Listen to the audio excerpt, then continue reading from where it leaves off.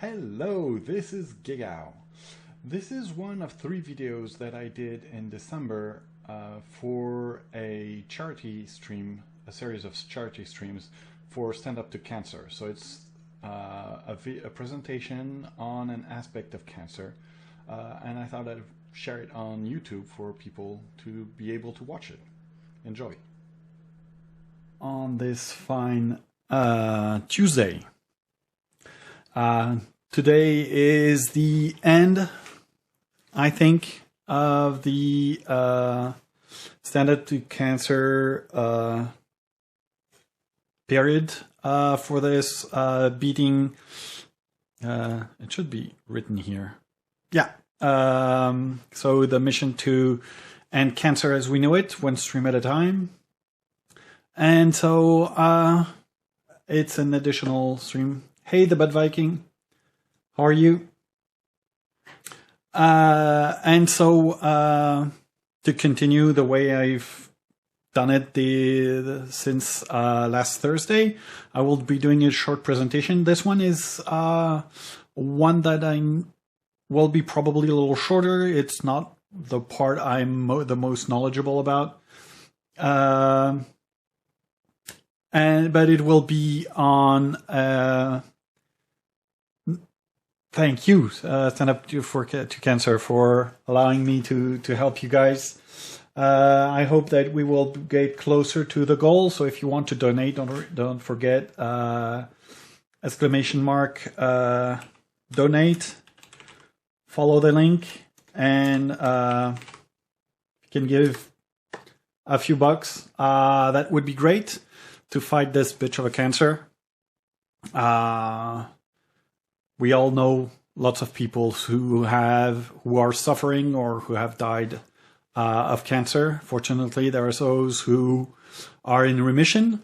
For example, I'm a demi-moderator on the Paradox Forum, and one of our demi-moderators have just been cleared of cancer. He's in remission, which is really, really great news. Fortunately, this happens, I think, more and more. But cancer still... is a real bitch. So let's continue fighting cancer. And so if you have a few bucks, that would be great. And so after talking about cancer biology, where we talked about what defines cancer, how it happens, then we talked about the ways the cancer has to evade the immune system and therefore become cancer. I like to think I'm still a scientist. Yes, I've done a PhD in molecular biology, where I studied the proteins that are involved in the process of transcription of expression of the proteins of the human T-cell leukemia virus type 1, which is a big brother of HIV. How did I get the donations display? I went, it was through, so let me see if I can show this. So I was on Tiftly. Let me connect. And let me try to remember where it was. Dashboard.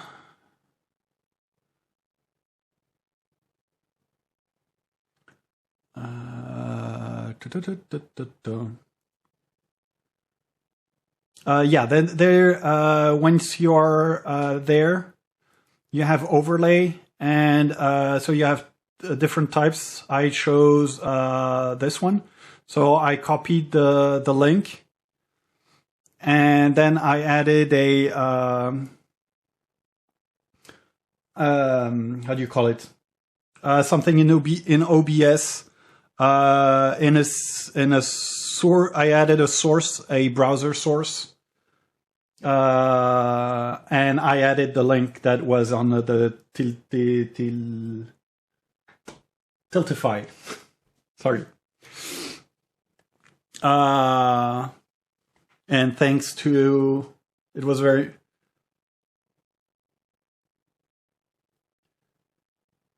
yeah, well, doesn't Streamlabs have also something where you can add a link?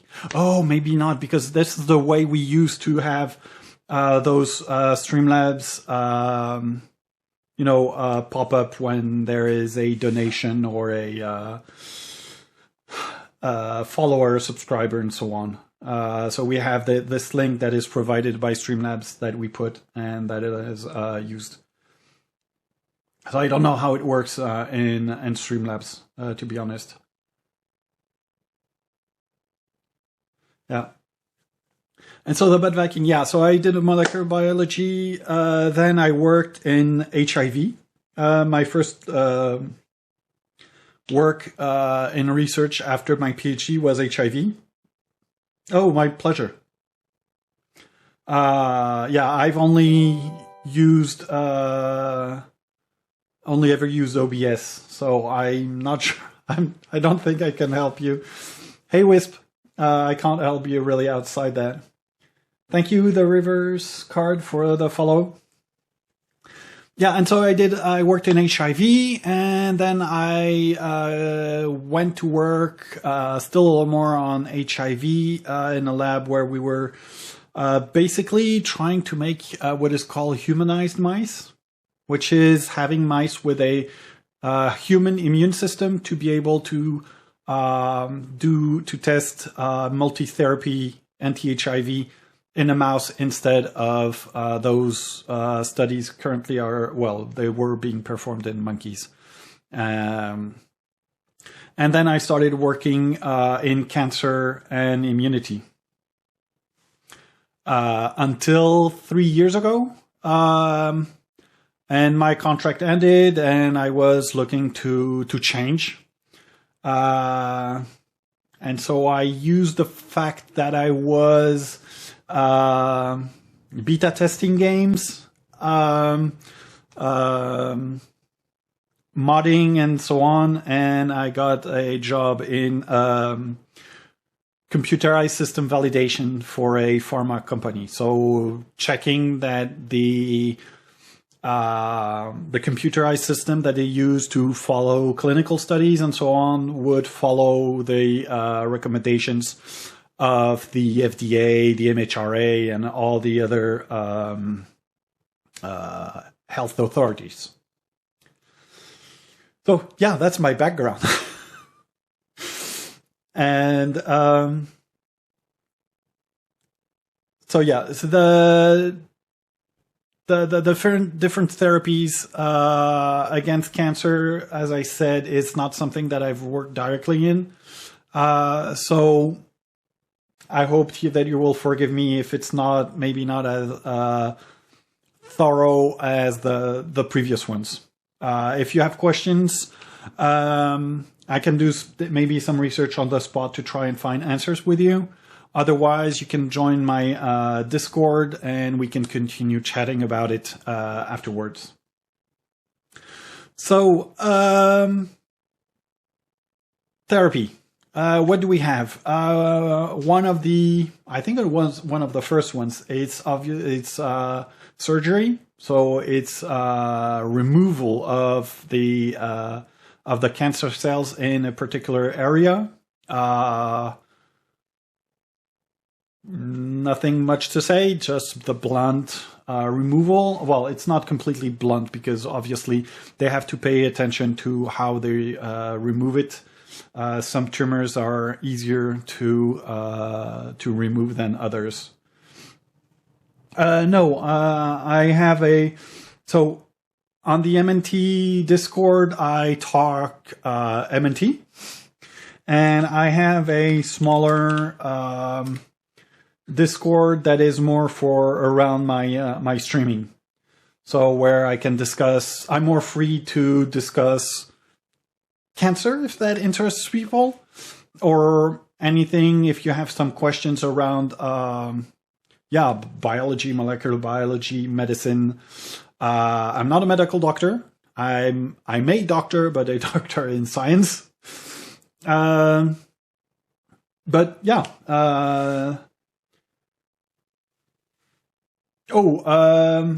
That is highly variable. There are some cancer. There are lots of treatments that are basically mostly forestalling the end.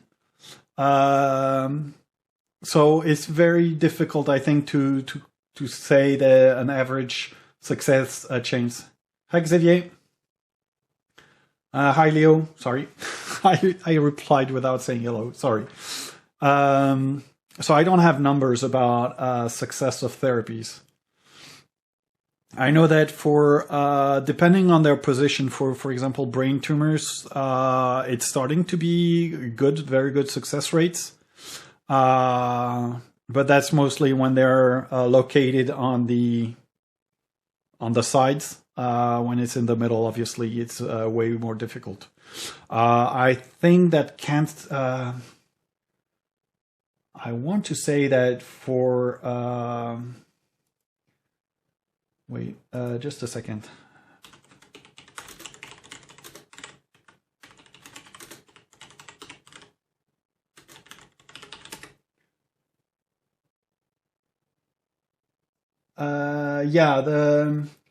So, and it also depends on what you consider success. As I said, some are just forestalling. So usually we have survival rates at 5, 10, or more years. And here I'm looking for a non-metastatic invasive breast cancer, which is one of the most successful one. The remission is considered to be 91% for a 5-year survival rate and 84% for a 10 years remission, 10 years survival rate. If the invasive cancer is located only in the breast, the 5-year survival rate of women is 99%.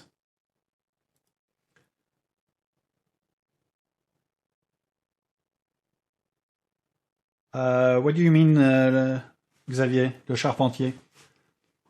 What do you talk about cancer? Yeah, here I'm talking about cancer therapies, the different types of cancer therapies, sometimes indicating where they are more used than others. So after surgery, there is obviously the well-known chemotherapy, which is the use of drugs or combination of drugs to kill the cancer cells. So those are it's blunt force as well. Usually they are also toxic for healthy cells. So actually, here's a question. Once upon a time, I read that given all the executions and operations cell performs, that if you live long enough, you will almost certainly give it at some point a very long life. That if you live long enough, you will almost certainly get it at some point. Yes, exactly. Because let's say that with each division, your cell has a certain chance, let's say, of becoming cancerous. It has also a chance of being targeted by the immune system, but given chance, some will evade the immune system. And therefore, the longer you live, that's why some people say, oh, but before, in the medieval times and the early modern era, Renaissance, there were less cancers. Yeah, but people died way earlier. So they had less chance of getting... It's not that they had less chance of getting cancer. It's that usually they died before most people get cancer. And so... and that's why we've seen during the 20th century, the number of cancer cases explode because basically people started to live longer and longer, and therefore increase the chances of getting cancer. And so chemotherapy has a number of well-known, played enough CK2 to know that cancer was a really common cause of death in the Middle Age. Well, it was, yeah, but it was not as well known as it is now. For example, so that's the funny thing. My father worked in a lab about cancer, and he had a letter that was addressed to, I think it was his great aunt, so early 20th century, where he was saying that it was cancer, but you felt, given how the doctor was writing, that cancer wasn't really well known, and especially at the time, they didn't know that cancer was basically the own body going haywire. So he was not. So he was saying that the virus causing cancer had not been discovered, which is both wrong and false. As we talked in previous presentation, that some viruses can cause cancer. So he was not completely wrong, but not all cancers are caused by viruses. Yeah, and so the numerous side effects of chemotherapy, they're rather well known. Hair loss, nausea, vomiting, reduced immune response.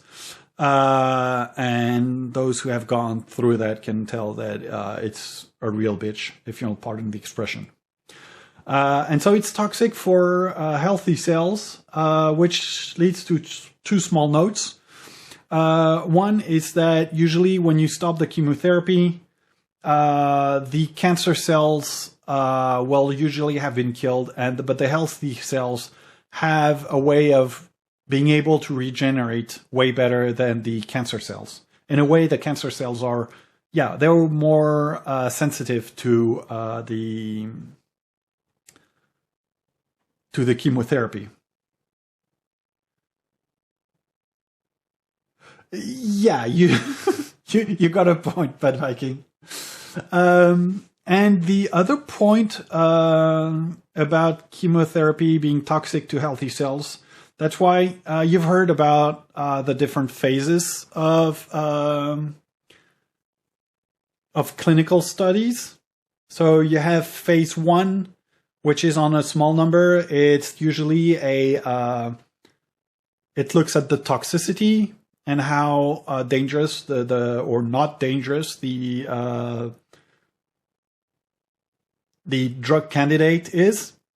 And then you go to stage 2, phase 2 and phase 3, which are going to phase 2 is to usually, for example, terminally ill patients and so on, to see if it has some indication of being efficient. And then phase 3, it's a large number of sick patients. But so, as I said, phase 1 is toxicity. So it's done on healthy patients. The problem is that chemotherapy is toxic for healthy cells. So even if fully healthy person, when given chemotherapy, will have hair loss, nausea, vomiting, and all those nasty bad effects, side effects. And therefore, that's why it's known that for cancer drugs, there is no phase 1. Or actually, the phase 2 is also comprising phase 1. Because we're not going to give a known and acknowledged toxic drug to healthy patients.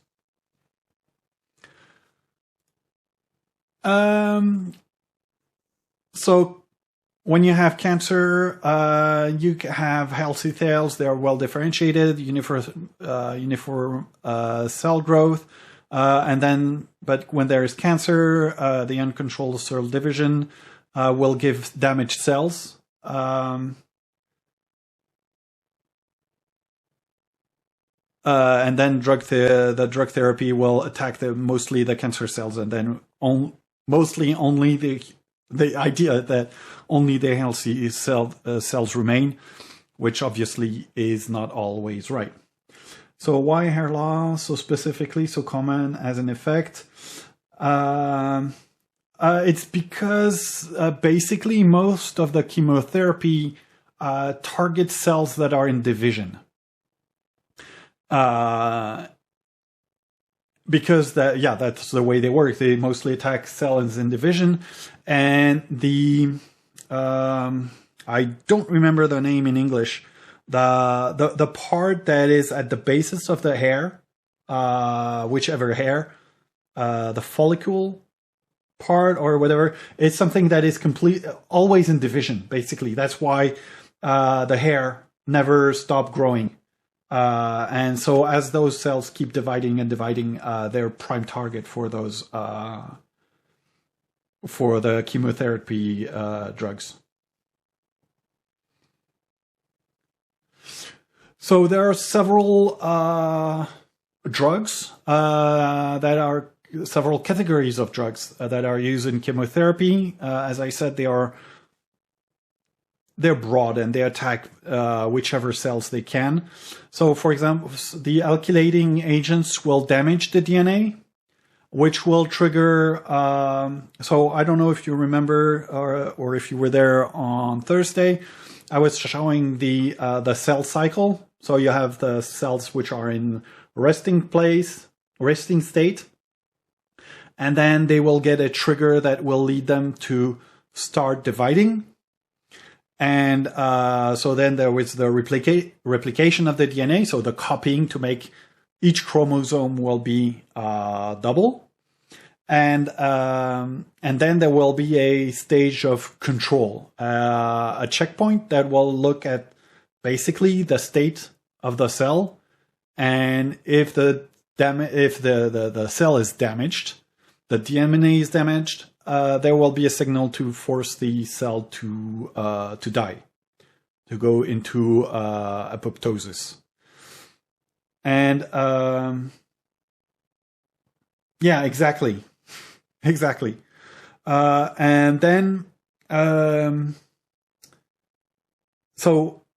And then if the signals are okay, they will go back to a resting state after the cell has undergone mitosis, so split into two cells.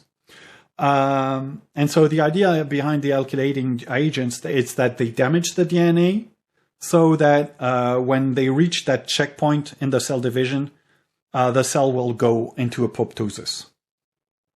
But obviously, depending on the amount of damage of DNA, to the DNA, that could lead to damage that will lead to an additional mutation that will cause the cell to go for example, in a healthy cell, that damage could cause that cell to go cancerous.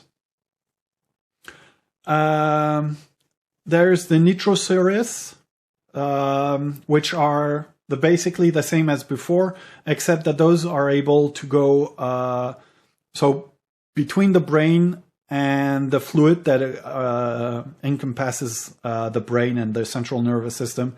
There is what we call the blood-brain barrier, which is there to basically protect the brain, which is the brain, the supposedly, well, not used by a lot, but a lot of people, but is the most important part of the body. And so it's very protected. And so this blood-brain barrier avoids most, not all, but most viruses, most nasty things from damaging the brain.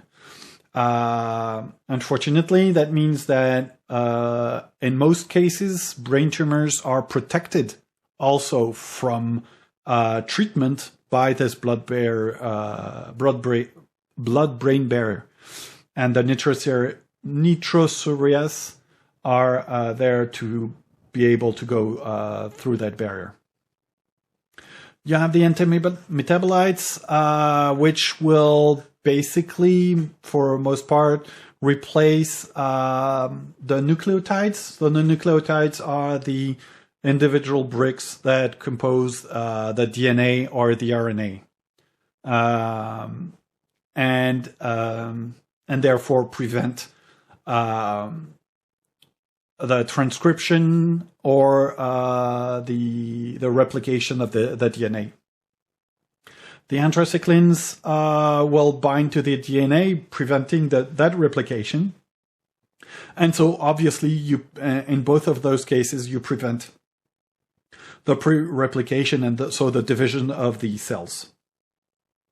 For the anthracyclines, it seems that they can bring damage to the heart, so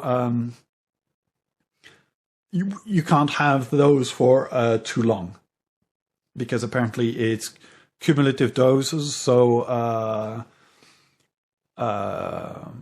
whichever dose you take, if you take several times, it accumulates and it's that bad, not good.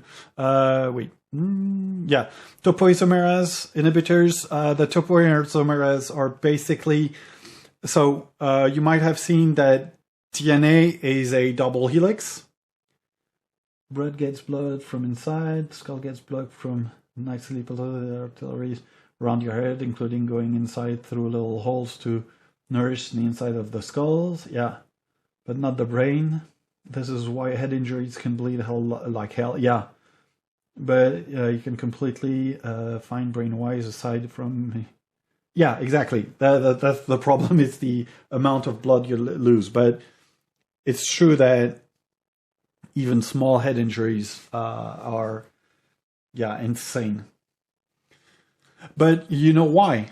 That's you know why you have there's a lot of blood veins on the cranium. It's also because it's one of the main areas also for basically air cooling. So those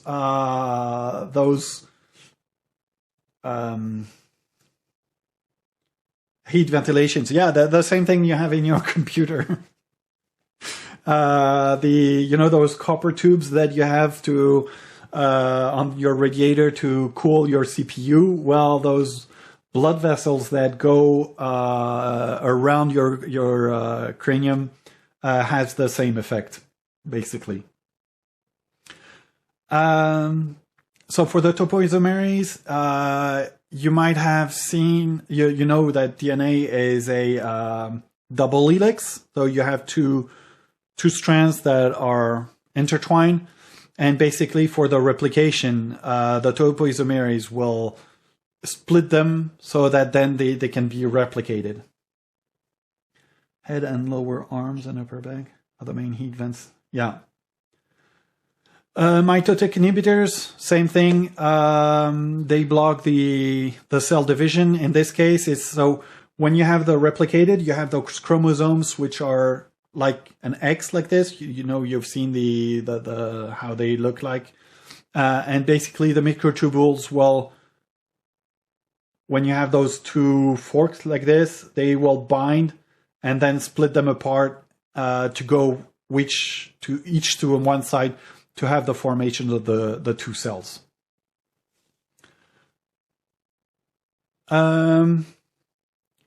Then you have targeted therapies, which are usually drugs that will really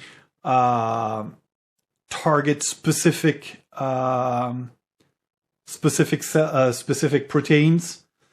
So you have apoptosis inducers that will really bind to markers of cancer. You have monoclonal antibodies that will block the formation of blood vessels, and of course you have the immunotherapy, which is giving antibodies that will recognize this.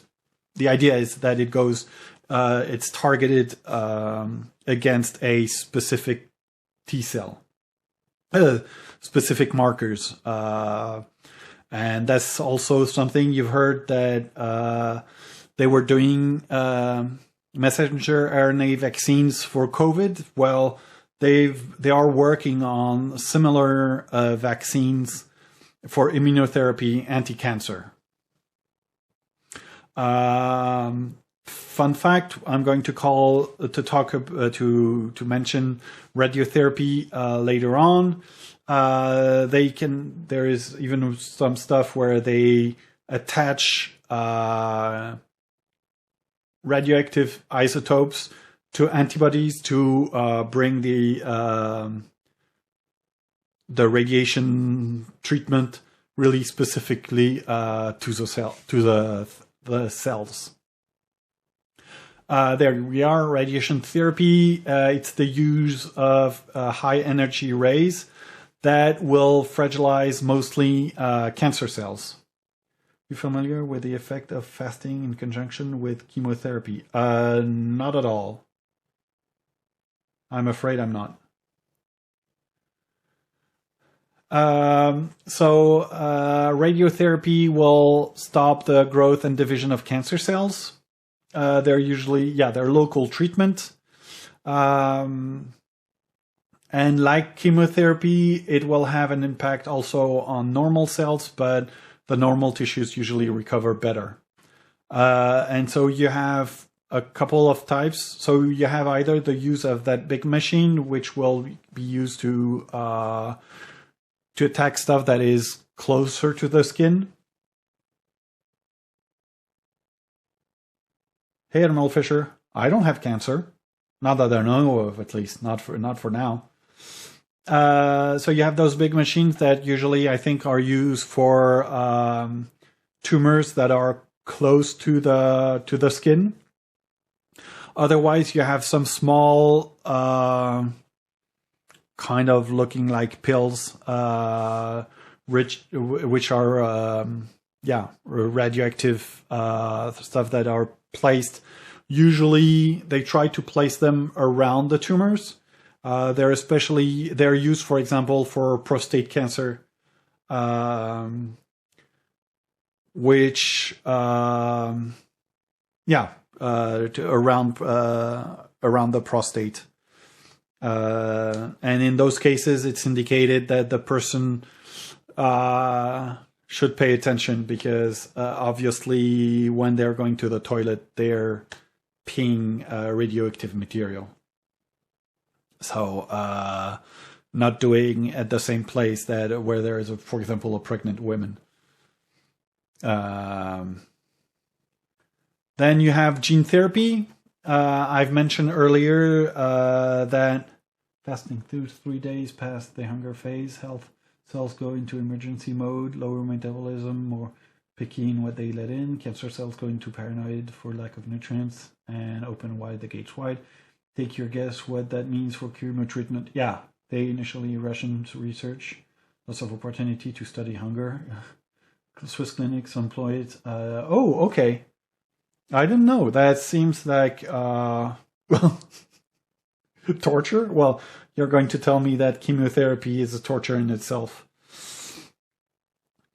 So, as mentioned earlier, especially last Thursday, cancers are caused by defective genes, by genes that have been wrecked, are overly activated, and so on. And so there is some work that is done into trying to correct those defective genes. One of the limits is obviously that usually cancer cells have a combination of defective genes. And I think that one of the problems will be to attack them all.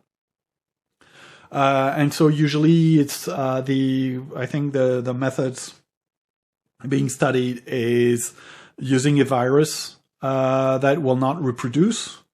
That is something that is very well known. I've used them we were using them for laboratory experiments 25 years ago already. So it's something that is well known, how to produce a virus that will literally never reproduce. The virus itself will never reproduce. We insert a gene that we want to, for example, the corrected gene or corrected sequence of the gene. And then the virus will be used to infect cells that we have taken from the patients, and then we will put the cells back into the patient. The idea here is not to put directly the virus that would be recognized by the immune system and destroyed. So if we put the cells from the patient, we do the infection in vitro, then we know that the virus is inside, and we can put the cells back into the body. As it's cells from the patient himself, they will not be recognized and destroyed by the immune system. Patient's claim is less stressful, aside from the younger phase. Yeah. Okay. I'll have to check that. It's very interesting. Thank you, Wisp. And then we have cell transplant. So cell transplant is especially for leukemias, lymphomas, and myelomas. So all those cancers of the blood, basically, where basically we will collect stem cells from the donor, verify. They will be verified to remove any cancer cells. They will usually be cryopreserved so that they can be preserved.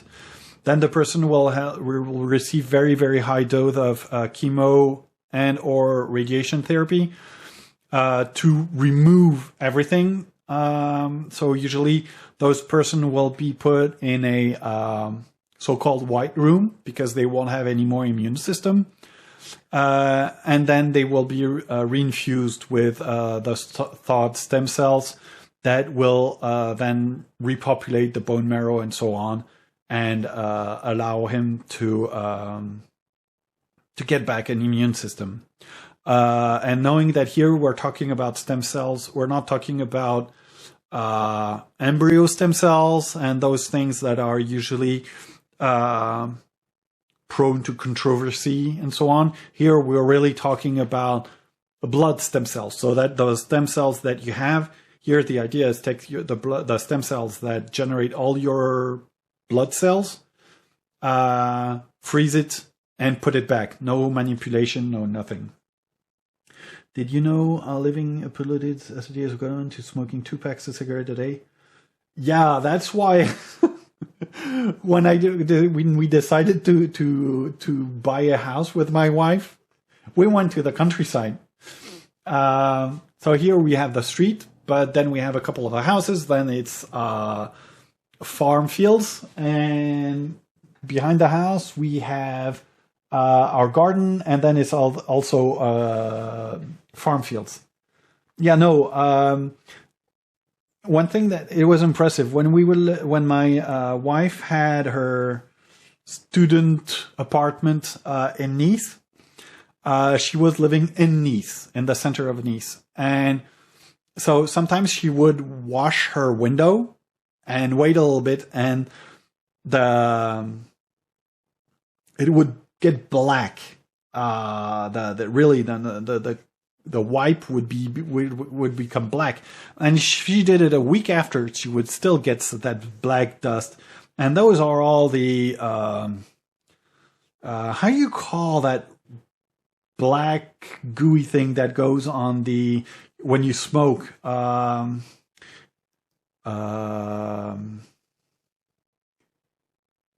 problem when you smoke, it's that it puts that black thingy on. The tar, yes, thank you. So you get the tar from all the cars, the industries, even when it's just because it was mostly, apparently, there was a incineration plant, to burn the waste and produce electricity. That would create some tar on the windows, and you thought, yeah, bloody hell. I'm breathing that, and it's not just Nice. I mean, it's every city, every big city with all the cars and so on. It's, yeah. So yeah, I'm not. It's. I didn't know that it was like smoking 2 packs of cigarettes a day, but I'm not surprised by those numbers. And then you have liposomes. That's sad because totally those plants can get. Yeah, exactly. Liposomes are basically, well, it's basically what is used in the mRNA vaccine by Moderna and by Pfizer. So it's a lipid soluble, which looks like a mini cell, which is but much smaller. That can have homing peptides, so meaning that it will be peptides in the membrane that will be that will recognize the cells that you want to target. And inside you can have different drugs. You can have DNA. For COVID vaccine, it's mRNA. And so all this will allow the drug to be protected against the immune system. See you, Admiral Fisher. Yeah, so it's that would be a alternate delivery of the. Thank you. An alternate delivery for the drug. So in short, when you have cancerous cells within an organ, basically a radiotherapy will kill, and it's a bit like a systemic, like chemotherapy. They will have different effects,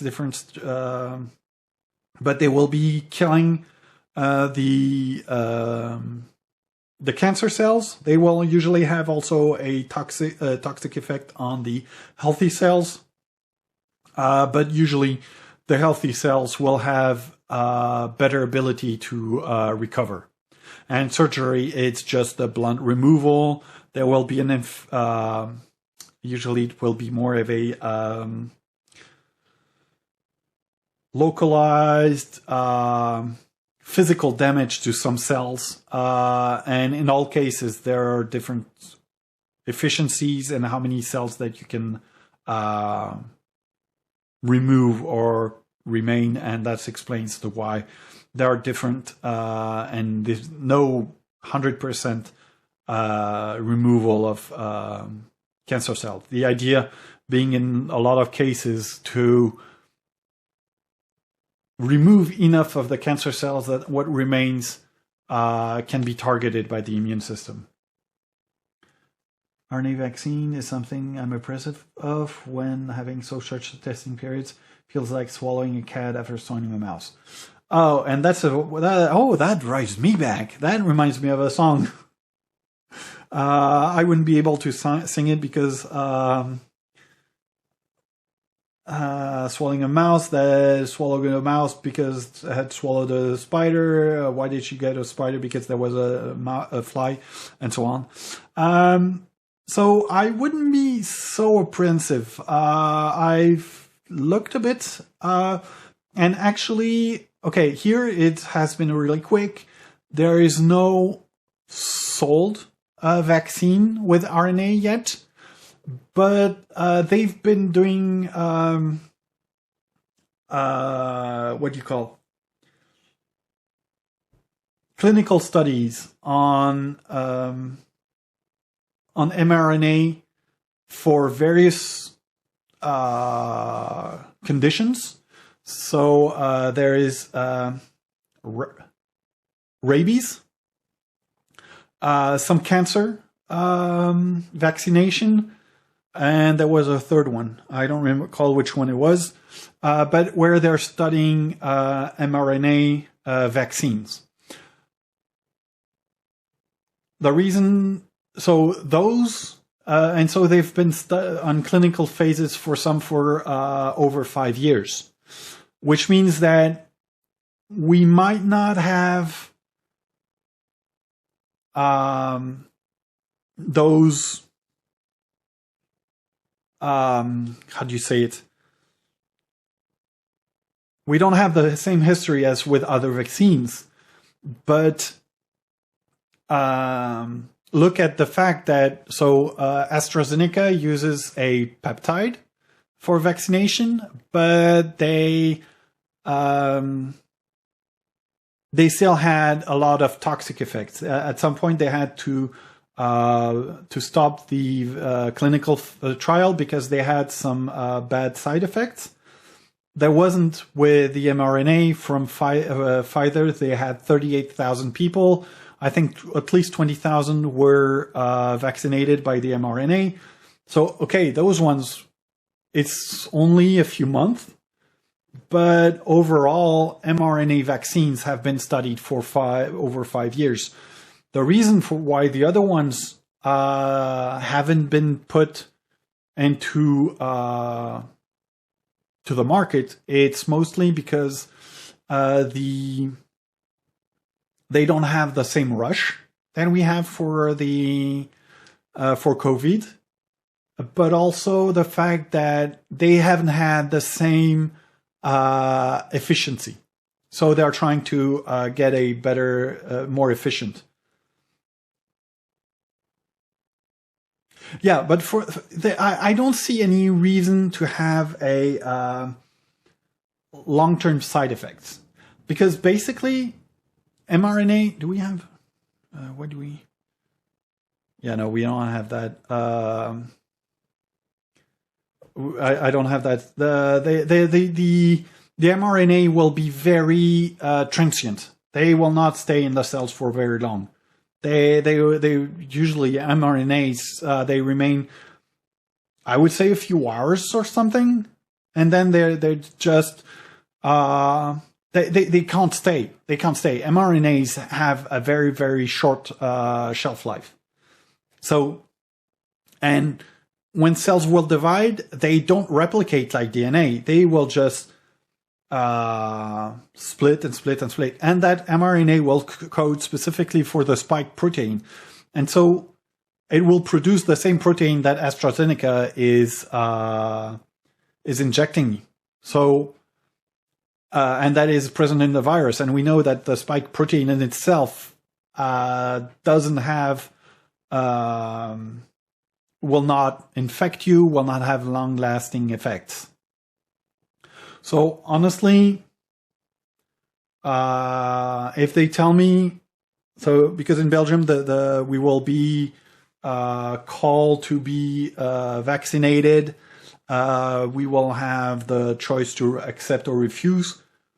Personally, especially if it's to get the mRNA virus, the vaccines, I'm going to take it. Yeah, exactly.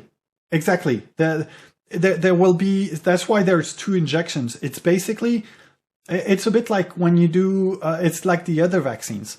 You provide, you put the immune system in contact with a protein, a viral protein that will allow it, then the immune system to memorize what the viral protein looks like. Same. So the first vaccines were presenting dead or attenuated viruses. The idea was not to have long-lasting effects. It was to present a dead virus that would be eliminated quickly, but the immune system would recognize it, be activated, and then go dormant and keep it in memory. And then sometimes that memory goes away, and that's why we say that some vaccines has to be repeated every 5 or 10 years, because, yeah, it's to be sure that the immune system keeps always a memory of it. So here it will be the same thing. And apparently, so here we're deviating. We're no longer talking cancer, but I've read an article about the FDA, and it seems that the results of the Pfizer vaccine seems to be very, very interesting. Yeah. Apparently, one injection is enough to protect against the COVID, and 2 injections are really very, very, very efficient in preventing the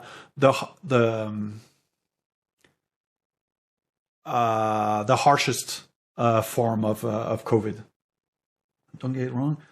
Since I'm very keen on gene therapy research in general and what doors may open for really annoying conditions like take a breath, post-puberty, persistent gender dysphoria, I rather test a little longer than scrub gene therapy.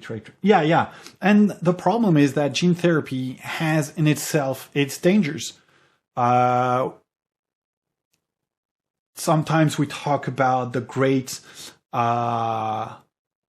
moral dilemma or something. It's brought up in some movies about the fact that the researchers who created basically the atom bomb, initially they were not looking to create a bomb. They were trying to look for new sources of energy, and unfortunately it was used to make a bomb.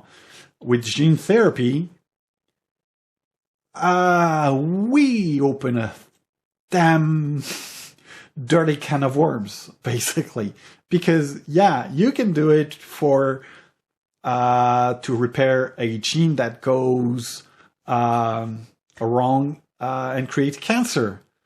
But then it's not a very long... then you could say, okay, because I'd like to change the shade of my eyes. But then...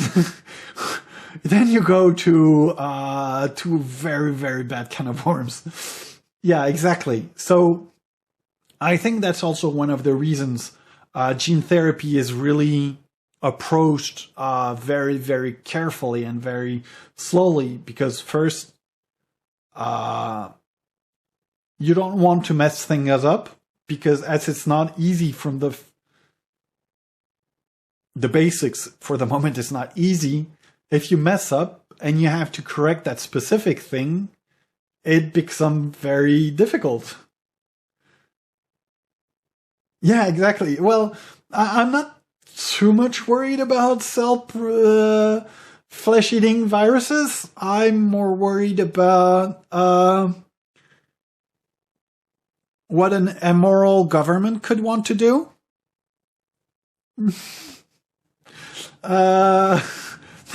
I'm seeing the dark side of things, I know. Yeah, exactly. The problem is not... Well, it's a bit like, in most case, the early workers on fusion and fission, they had ethics too. It's what other people will do. So, yeah. It's not easy. So going back to cancer, to avoid you can't completely avoid, as we discussed last time. But basically, the easiest way for cancer therapy is obviously prevention. Yeah, and the governments that could want to use their work, government or otherwise. So there is the best therapy, I guess, is prevention. So personal hygiene, regular exercise, healthy lifestyle, avoiding exposure, limiting calorie-dense food, favor plant origin foods, and avoid tobacco and alcohol. And I won't lie. In that list, I would say that, avoiding exposure, I'm remaining indoors for the moment with confinement. I tend to favor plant origin food, more or less, but I still have to eat meat because I'm a meatosaurus. Tobacco, no problem. But alcohol, I like to drink a glass or two occasionally. But prevention is still better than getting cancer. And yeah, with the different cancer therapies that we've talked previously, they can be effective. Like I said, breast cancer is 84 to 94% survival rate, which is very, very good. You can remove large portions of the tumors. You kill the cells. Depending on which approach, either you can remove large volumes of tumor, or you can kill cancer cells throughout the body, and you can save an organ. But obviously, one of the big problems is that you damage surrounding tissues. You can have lots of complications, side effects like tiredness, rash, hair loss, and so on. And you can have, you might have to lose an organ, which is sometimes very difficult depending on the organ. And that's it for this presentation on cancer treatment.